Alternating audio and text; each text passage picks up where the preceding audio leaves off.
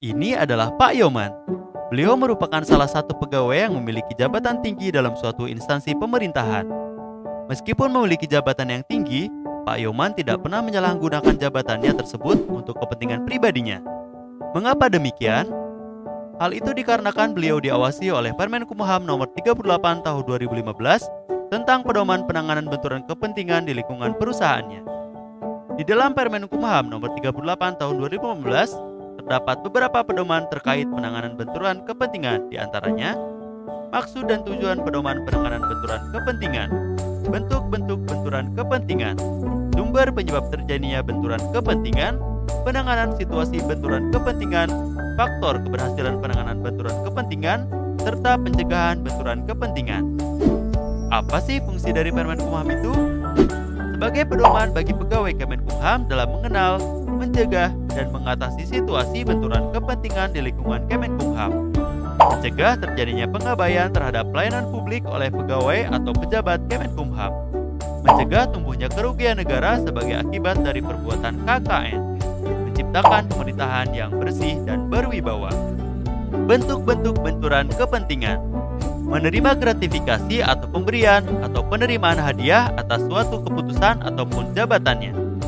Menggunakan barang milik negara dan atau jabatannya untuk kepentingan pribadi atau golongan. Memberikan akses khusus kepada pihak tertentu tanpa mengikuti prosedur yang seharusnya. Pemberian izin dan atau persetujuan dari pegawai yang diskriminatif. Situasi yang menyebabkan seseorang menerima gratifikasi.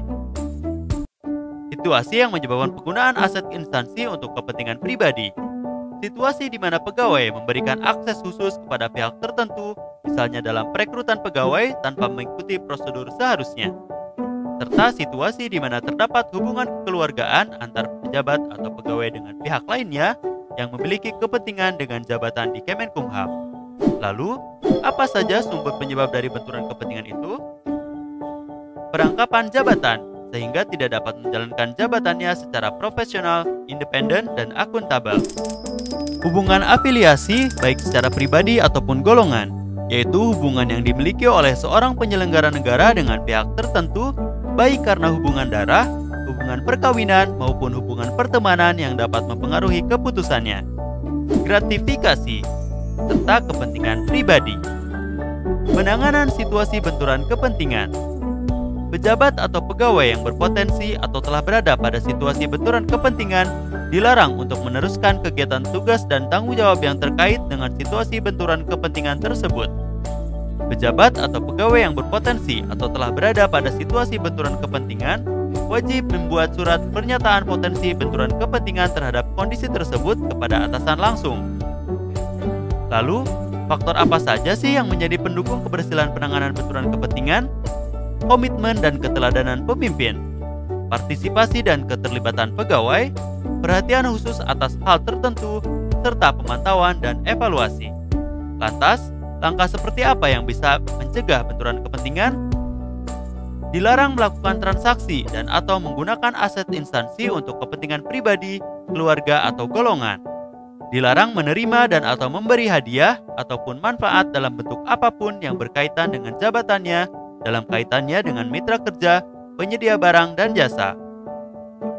Dilarang mengizinkan pihak ketiga memberikan sesuatu dalam bentuk apapun kepada penyelenggara negara. Dilarang memanfaatkan data dan informasi rahasia instansi untuk kepentingan pihak lain. Dilarang baik langsung maupun tidak langsung dengan sengaja turut serta dalam pemborongan, pengadaan atau persewaan yang pada saat dilakukan perbuatan untuk seluruh atau sebagian ditugaskan untuk mengurus atau mengawasinya. Sekarang sudah tahu kan apa itu gratifikasi? Tetap hati-hati agar kita terhindar dari gratifikasi, karena gratifikasi merupakan bibit awal dari korupsi.